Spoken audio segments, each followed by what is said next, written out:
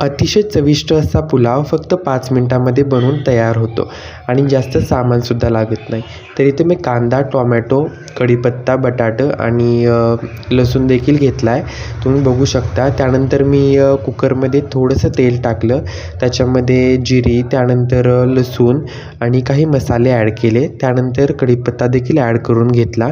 मस्त असं त्याला करपून द्यायचं आहे. त्यानंतर त्याच्यामध्ये ॲड करायचा कांद्याला देखील मस्त असं परतून घ्यायचं आहे.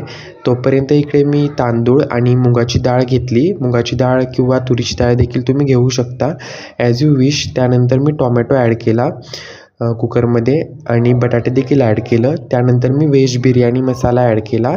त्यानंतर लाल मिरची पावडर आणि घरी बनवलेला मसाला, तर तुम्ही बघू शकता. त्यानंतर थोडीशी हळद ॲड केली. त्यानंतर तुम्ही बघू शकता खूप मस्त असा वास देखील सुटला आहे आणि कलर देखील खूप मस्त आला आहे. त्यानंतर थोडंसं पाणी ॲड करायचं आणि लास्टला तांदूळ ॲड करायचं. तर तुम्ही बघू शकता खूप मस्त असा पुलाव बनून तयार आहे. त्यानंतर पाणी ॲड करायचं. तर तुम्ही बघू शकता 5 मिनटांमध्येच हा पुलाव तयार होतो. खूप चविष्ट लागतो. तर तुम्ही नक्कीच एकदा ट्राय करा. काहीही साहित्य लागत नाही एक्स्ट्राचं, तर या जेवायला.